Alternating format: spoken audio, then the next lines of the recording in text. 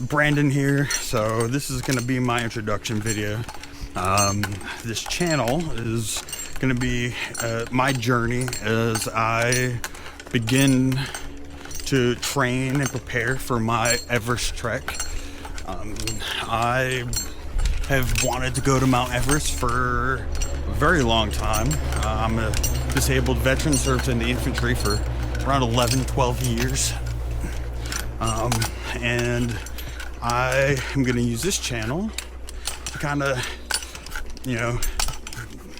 as a platform to, let everyone see my journey. I think as we begin to train, anyone who's done anything hard in life, there is the training kind of aspect where you're, spending hours, countless hours sitting on a treadmill or stair step or something, staring at YouTube, trying to find something to watch. And it can be quite daunting. And so hopefully this will resonate with a lot of people. I'm just a normal person, a normal guy who works his 9 to 5, has a family, who, does, normal things. And it's hard, right? Trying to make time to train and get everything, to prepare for this. So today it's gonna kind of be my introduction, where I kind of introduce you to myself, why I'm doing this, kind of tell you about the channel, and it'll be a lot of fun. So what I want to do is, as I kind of go through this, it's a lot of what you're gonna see is gonna be me and Ziggy here. He's kind of standing behind me, my Great Pyrenees, Ziggy Boo.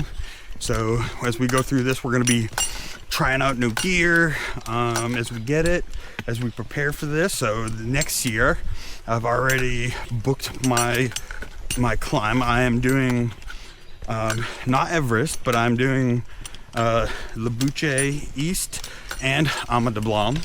So next March is when I'll fly into Nepal and go do that. And so, and I don't know if this is something that you guys necessarily want, but let me know in the comments, is whether or not you want to know how that kind of shaped out, because it wasn't as easy as you might think, right?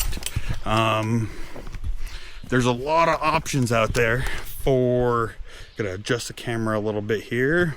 There's a lot of options if this is something that you've always dreamed of doing, wanted to do. There's a lot of options to do it.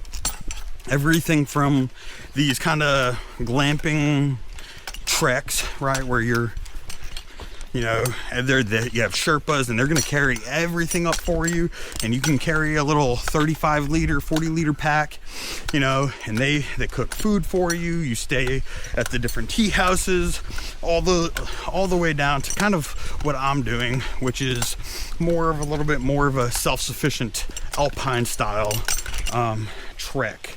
And so that's really cool too, right? Where, I'll fly in, I'll fly into Kathmandu, go get, I booked my own flight from Kathmandu to Ramcham to Lukla. And then I have basically a guide and one Sherpa that will take me up to both of those different base camps. So as I trek in, I'll go to Everest Base Camp first, then to Lobuche High Camp, and then summit Lobuche the following day, or whenever the window breaks are. And from there, after I summit Lobuche, I'll hike back to the base camp, Dablam area, and go down to Amma, and then kind of do that, right? So it's going to be both those mountains, one right after another. And it'll be a lot of fun. I think, a lot of people want to do this kind of stuff, and it's kind of hard, especially if you're a working class person. You know, you see a lot of this stuff sometimes on YouTube and different places, channels, and you know, it seems like these people have all the time in the world, or you know, you don't really know, but you know, it left me wondering, I guess, how you train for this, what that looked like, and you know, kind of, there's a lot of gaps that as I do this, I kind of wanted to help fill in those gaps where it's, hey, what does that look like, right? You get home, you work your 9 to 5, or you know, I work a lot of 9-10 hour days, and I get home and I'm sitting on the treadmill for, you know, 3 hours. I have it on an incline of 15. I'll have a pack on, and I'm just walking. You know, or you know, at the minimum, doing 4 or 5 miles on an incline of 15 with some weight, and you know, but it's a lot of that. It's just like I said, sitting there, get home from work, scarf down some dinner, and just get on the treadmill, go to the gym, spend 2-3 hours on the stair stepper with some weight, and it's kind of just like figuring it out, trying to, how does this work? You know, or like I got here, today, I'll show you guys some of the gear that I've already got. So right now I am recording this on the Insta360, and this is what I plan on taking with me on my first trek into Nepal. Will be this camera, so you're gonna have an idea of what I'm using, some of the equipment. For shoes, I am for hiking boots right now. I'll show you a little bit later, but I got the La Sportiva hiking boots, and then I got some rope. I got a sender. I got a figure 8 that I'll be trying out today. I got me some rope. So you know, I think it'll be a lot of fun, and I hope this will resonate with a lot of people as we go through this, because not only just resonate, you know, if somebody else is training to go on this trek, it can be quite daunting, right? I kind of already said it, but it's sitting there on a treadmill for hours, and you start running out of, you know, you run out of stuff to watch. So it can be, you know, it's quite, you don't run out of stuff to watch. You know, you need stuff to watch, I guess, and you know, anything that helps keep your eye on the ball, I think, is what I like to watch, right? And so, I'll kind of take you through my gear list today. So for my trekking poles, I have the Black Diamond Pursuit. Typically, my hiking experience, haven't really used poles all too much, but I have, since I got these, I do find them incredibly useful, and have now since incorporated them into almost all my hikes, especially if there's, you know, some decent ascending and descending going on. I think they've been incredibly helpful. I have, for my pack, I have the Hyper Light and 55 liter, and I absolutely love it. It's extremely versatile. I will have to get a different pack I'll bring 2 packs for me when I do go to Nepal. So I'll bring this one as kind of my everyday carry, and then looking at getting a different pack. So looking for some recommendations, maybe on a 100 liter, 105 liter. The trail that I'm on right now is called the Walls of Jericho in a small city called High Top. It's about an hour and a half drive away from my house, and it's kind of going to be my go-to trail a lot of the times. It's about an 8-mile trek, so I think around 4,000 feet of you start off at the top and then go down. So it's about a 4,000 foot descent at about 4 miles, and then you kind of hit this really beautiful waterfall with a lot of cliffs around it. And so that's today where I'll use the rope, and I'll be testing out some of the gear that I got going on. There are some, you know, kind of rocky parts, so, you know, I think getting off the stair step or treadmill where you're just putting one foot in front of the other, I think is very helpful. I'll be doing quite a few overnights in the Smoky Mountains between Tennessee and North Carolina. South Carolina, there's some good 6,000 footers in there. It's about on the East Coast. That's kind of about as high as we're going to get going. I'm originally from New England, so this winter, once I get my my boots, my La Sportiva Olympus Mons, I will go to Mount Washington and go on the Tuckerman's Ravine Trail, and it has some pretty steep terrain, and with my ice axes and my crampons and the boots to kind of get a feel of training with those. So that'll be a lot of fun, and I think that this is going to be a really fun channel. Again, this is Walls of Jericho. It's very beautiful out here. Doesn't do it too much justice. How beautiful this really is. We got some rain maybe coming in later today, so I'm trying to power down this mountain. I got with my trusty friend and tail, so this will be a lot of fun. And this is, it's my first time kind of doing this self-filming kind of thing, and I think there's going to be some challenges with this. Talking to yourself kind of feels weird in a way, right? Having a conversation with yourself, and not nobody else around, but we'll have a good time doing this.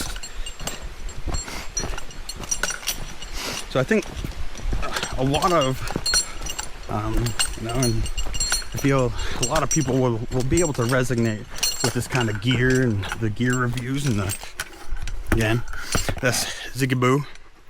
Hi Zig, good boy. Really is a beautiful area.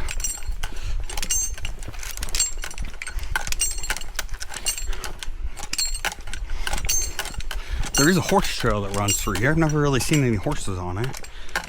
Well, that's my only third time coming down here, but no horses.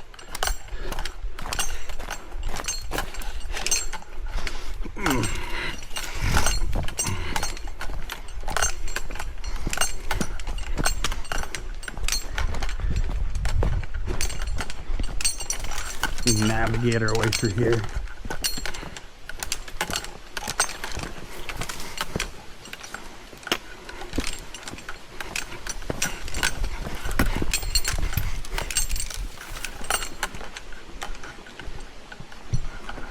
March, I will be flying from Atlanta to Kathmandu. A couple stops in the way, from Kathmandu to Lukla, and then from Lukla I'll be on foot on my Lamborghinis, and I'm going to Lobuche East, and then on to Dablam for the summits.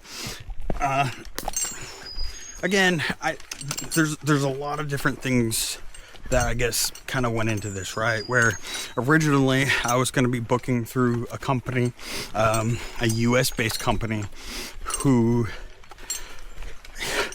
let me back up by saying there's a lot of different options as far as if this is something you're interested in.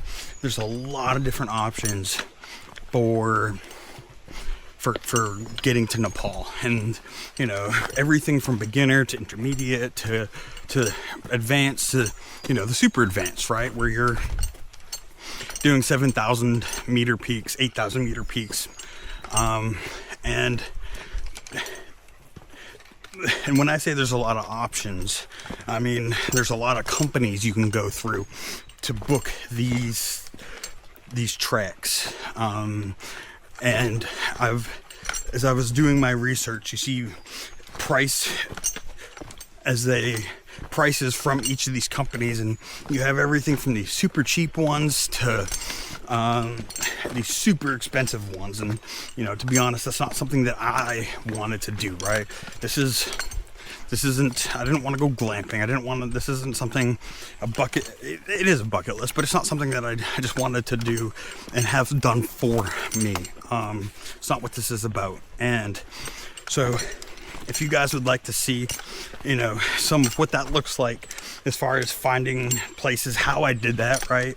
I can make a separate video on it.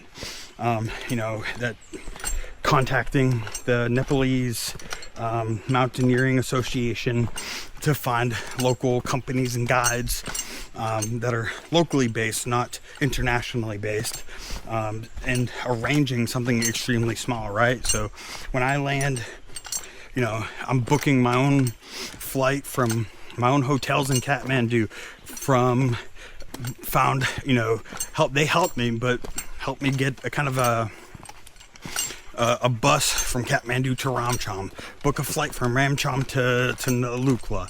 I have a guide and a porter that will help me get to base camp, but from there, I mean, but that's it. Everything is minimal support.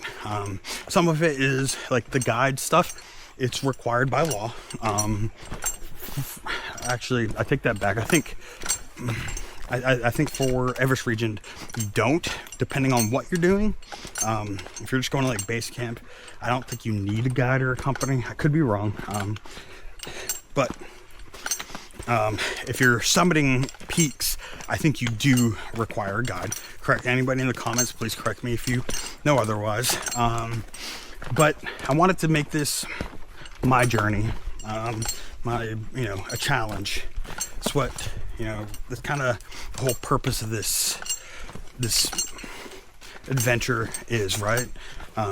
Is to challenge yourself, and to be frank, you know, my life is sometimes filled with chaos that I make, and the only time that I truly find peace within this chaos is when I'm on a mountain, when I'm doing strenuous things, when I'm pushing my boundaries. And you know, I think that this is also a huge part of this entire adventure of doing this, is because you kind of have that mark, right? So for me, it's right now my, you know, kind of infantry terms, but you kind of got your 5, 10, 15, 25s, right? So this is kind of like my 5 meter mark is the, hey, training, I need to get better, I need to drop weight, I need to prepare myself, I need to learn how to use my gear for this adventure. You know, my 10 is kind of the, okay, I'm gonna go climb Lobuche East in Dablam, right? And Amma is a very technical mountain from what I've read and from videos that I've seen, right? Where it's a very technical mountain. There's a lot of steep terrain, and so it's a very hard mountain, and it's a great mountain in preparation for actually climbing Everest. And then hopefully within a year after those, I'll be able to actually summit Mount Everest. You know, an amount of experience. I was stationed in Germany, Korea, so you know, I've climbed quite a few of the peaks in between the German and Swiss Alps. So then, you know, which are pretty hard. Did some mountain climbing in Korea. Those aren't necessarily too hard.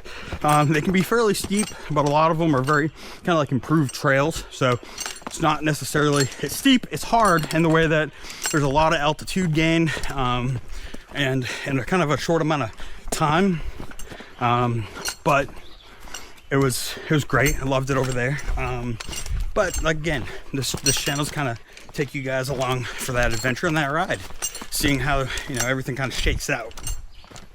And it's going to be also serve as my accountability tool, right?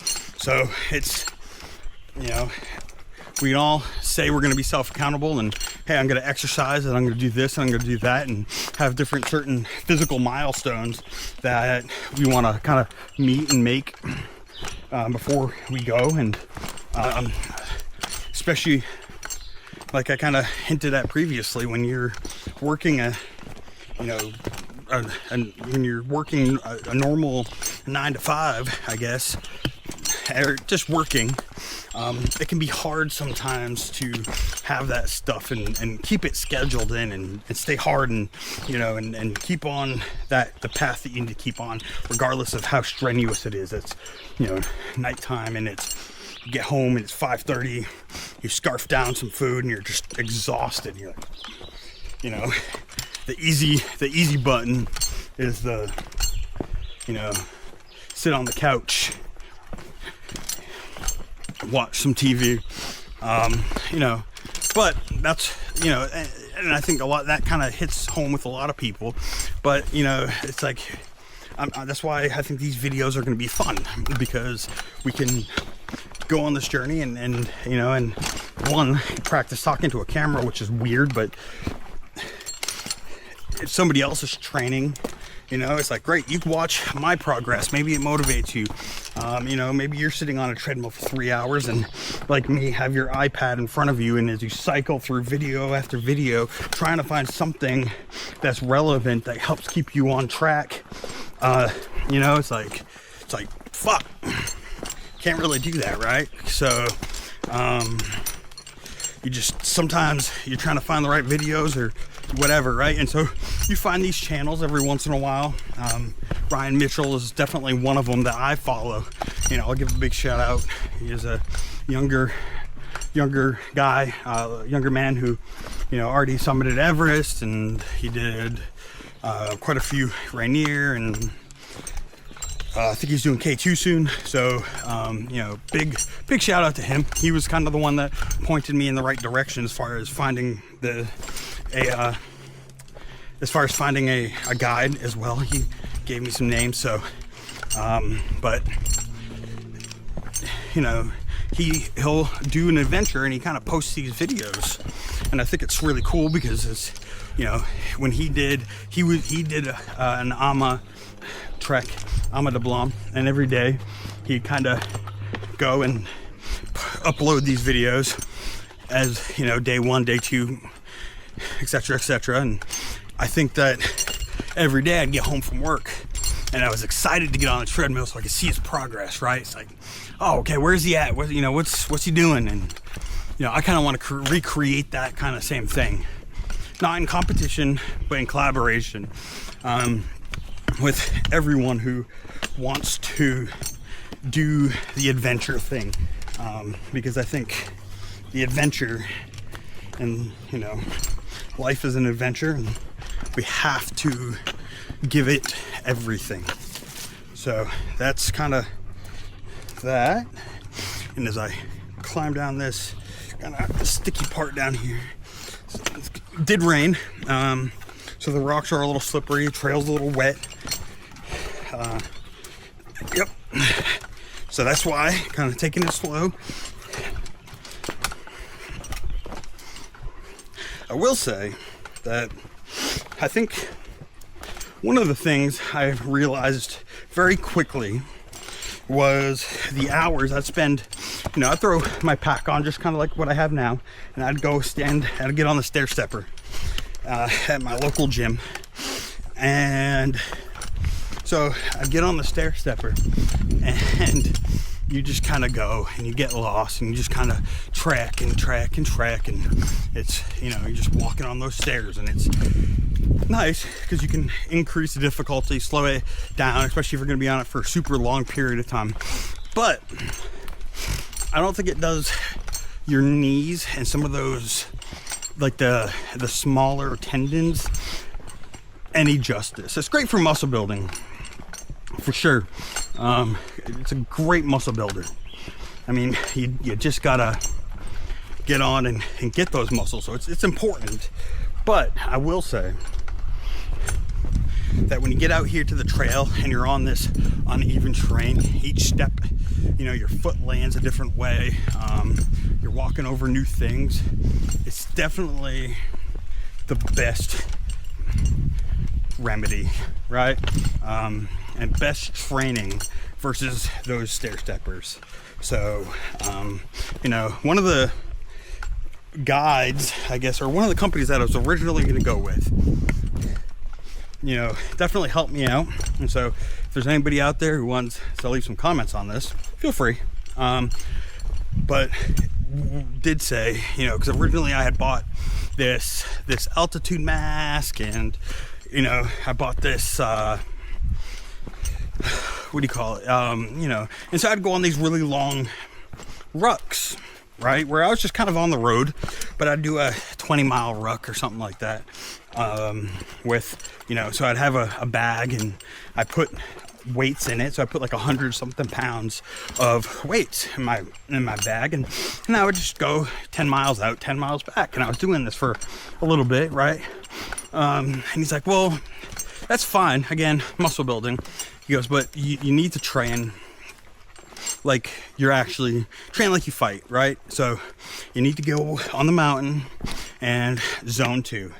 That was if there's one big takeaway that I got from him, was you have to train your heart to stay in zone 2. Now that means when you're training, you have to spike your heart rate, and then kind of do those breathing exercises. And it's humid as all heck out here, by the way. It's, you know, 90, 80, 85 degrees out, 90. We just had some rain, so the amount of humidity is absolutely bananas. But back to what I was saying. But it's about training your heart rate. So even when you get up to those altitudes, you know, using a altitude mask isn't necessarily super helpful. Just for those folks who might want to save, you know, $60 to $100 on an altitude mask. And I, after doing some research on it and I would agree. You know, your lungs, it might be restricting the airflow, but as soon as you take it off, you're getting that oxygen back, right? So you're producing those red blood cells, and your body starts that recovery process. And so it's just not as helpful. It's still helpful, but it's not as helpful as I think people might think that it is. And versus, you know, it's kind of a waste of your time. Meaning that the gains that you get from training your heart, you know, to stay at zone 2, so you incrementally make things harder, right? So maybe that's as you come up this, you know, like you guys have seen, it's not that steep, but as I come up, trying to keep my heart rate below 150, and finding that.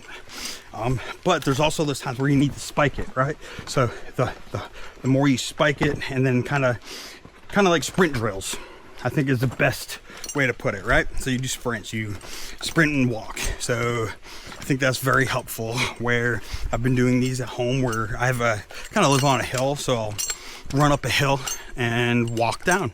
So I sprint up that hill, run as fast as I can, get my heart rate going, and then walk down. Let it, you know, and I'll walk around a little bit, let my heart rate sink, then I'll sprint right back up it. And those are very helpful as I kind of, you know, as I gotta switch my hand here. So those kinds of drills are extremely helpful, and in that now, you know, this 4,000 coming up, this is my 3rd time, and the last time that I did it, you know, I ran up this mountain pretty much keeping my heart rate around 135 to 145, and I mean without stopping, and that's, like I said, it's 4,500 feet of elevation gain. So you know, there's a lot of beautiful areas down here, the walls of Jericho, a lot of really nice camping sites. You know, there's those rivers and everything else. Let me see if Ziggy needs to get some water real quick. It's not flowing that hard though. Come on, Zig. Want some water, bear? Come on. Want some water? Good boy. Get some water.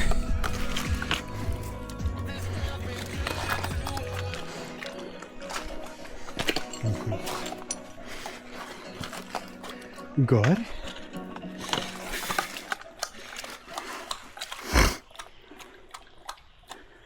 It's not really moving today. Figured with this rain it would have, but it's all right.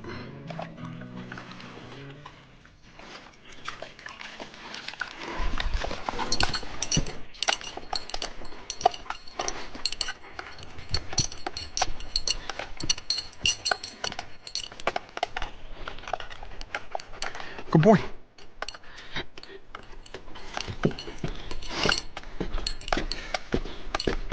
Good boy, Zigabo. Good boy, yep. Good boy, Ziggy.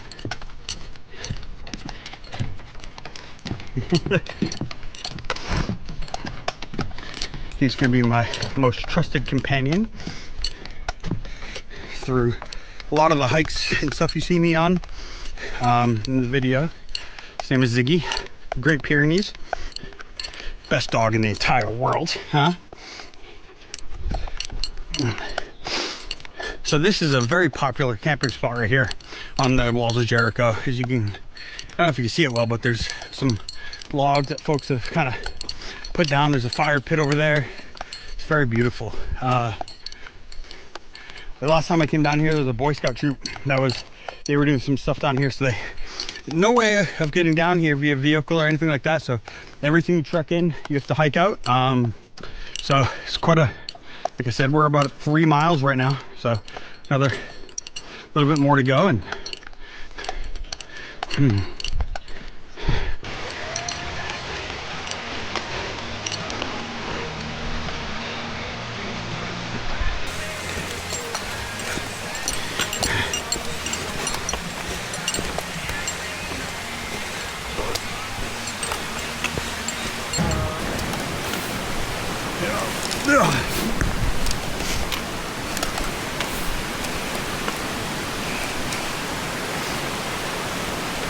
whew.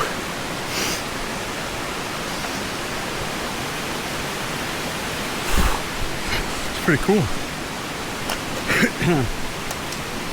Let's see if Ziggy will be able to get up here. Nope. Wink. It's very slippery.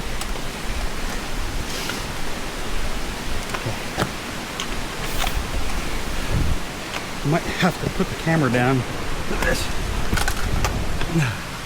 Okay.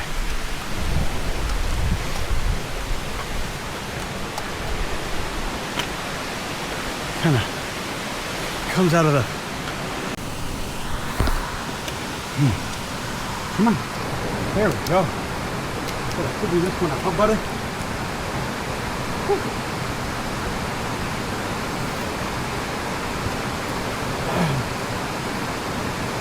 There we go.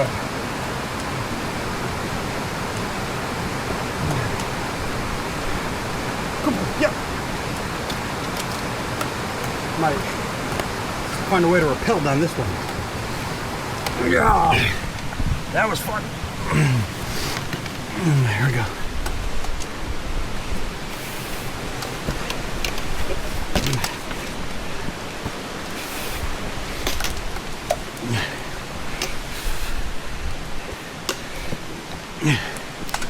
Ooh. Okay. Ooh. I don't know how far this goes.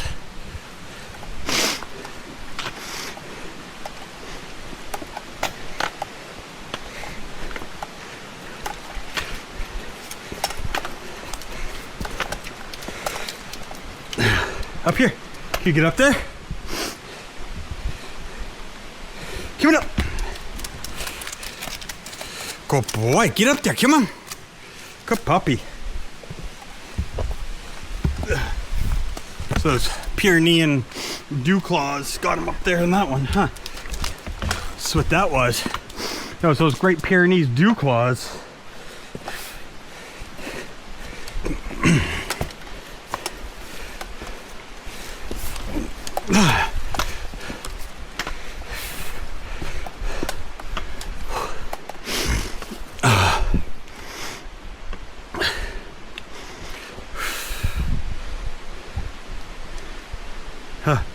Well, fully soaked through the bone, sweat.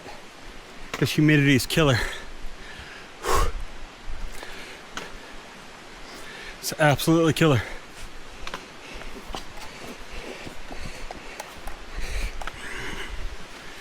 Just gonna probably go a little bit further up to that. There's a kind of an outcrop out there, and see where it goes to the next big ledge, and then turn around, head back. I think it's supposed to rain today, so I'm already soaking wet, so it doesn't really matter all too much now, does it?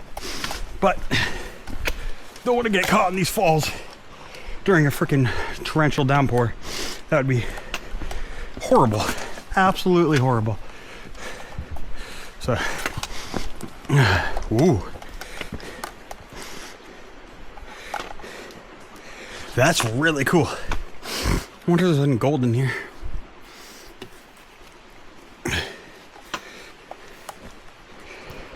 I mean, the water, I have to show it to you, but it comes out of the mountain somewhere else. It doesn't even come from here anymore. So I think it's kind of cool. I mean, it's just a riverbed, and I think this only runs when it's super high. So I want to go see what this little crevasse is down here. Ooh, that's freaking gnarly.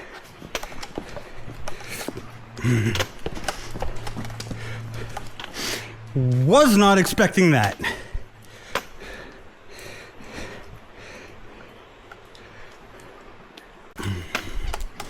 If I didn't,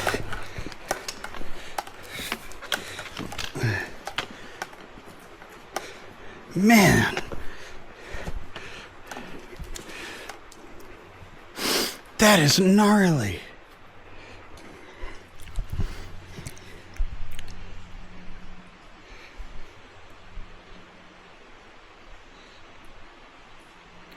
Look at that. Yeah.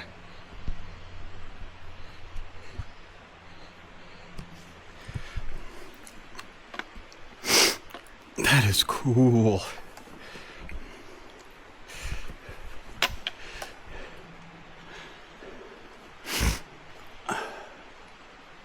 Oh, somebody has some rope up there. Heading back down. I'm not gonna do any rope climbing today. Kind of up here all by myself, and I don't want something to happen, so I'm just gonna kind of just do the climb. And I'm already drenched. It's about to start raining, so I'm just gonna get down, hike back up the mountain actually, so before it gets too bad, because I have a feeling I'm gonna get soaked even more than I already am. So with that being said, let's begin our way back down. Figure the puzzle back out, because it is a puzzle coming up and down this damn thing, you know. Especially with the zigaboo. Here, I think we went this way, Zig. Come on, baby.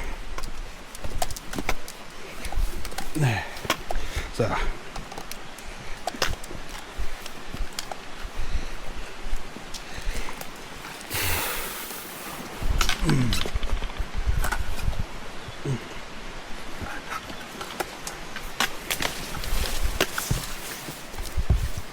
Carbon fiber tips.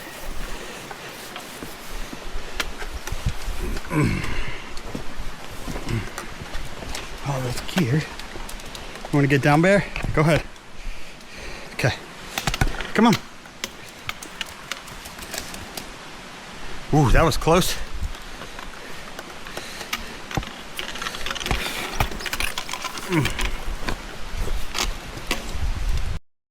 So, I think it's cool. So, we just came from up here, but the water seems to be coming out of the cave, which I think is a runoff of that big hole way back up there that we kind of were just exploring. So I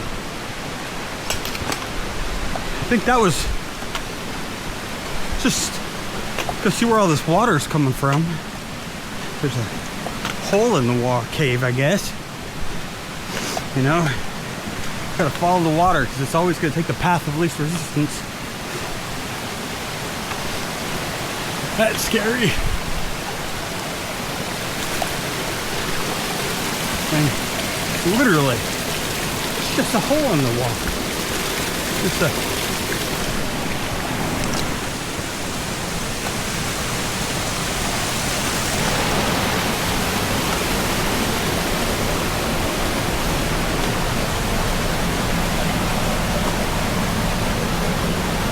okay.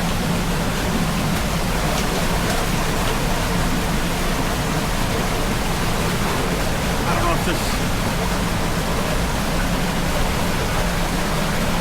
does that any justice.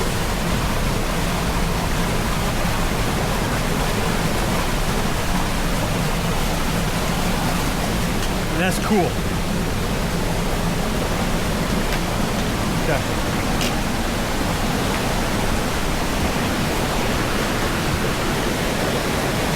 So cool.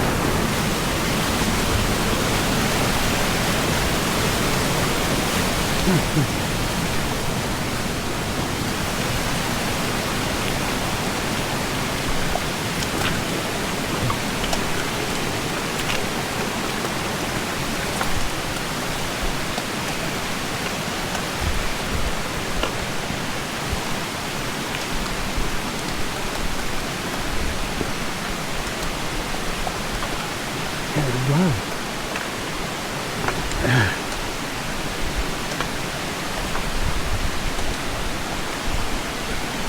think up here is pretty slippery. We don't realize how slippery it is, but it's slippery. These rocks.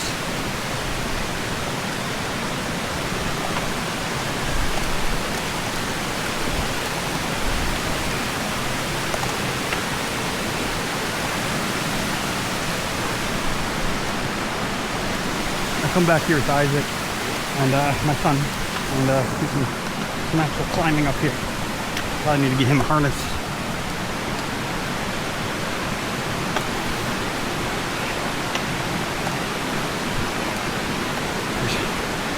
Pretty much.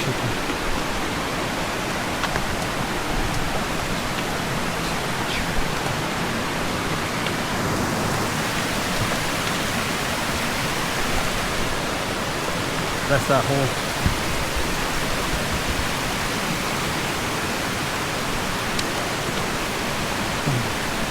Comes down into this beautiful pond where we kind of stopped earlier.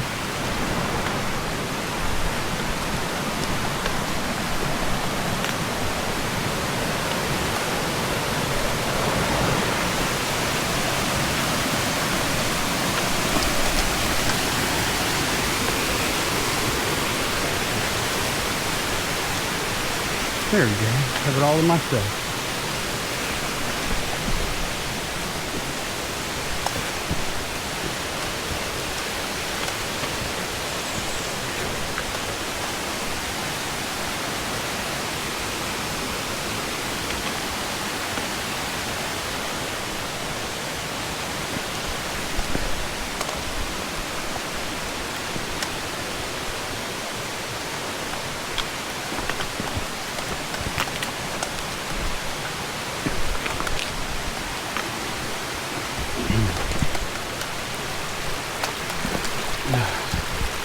Okay, start this fun little game of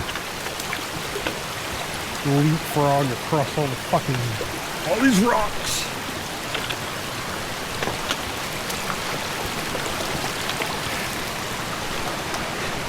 Trying to keep my shoes as dry as possible. On the insides anyway. They are waterproof.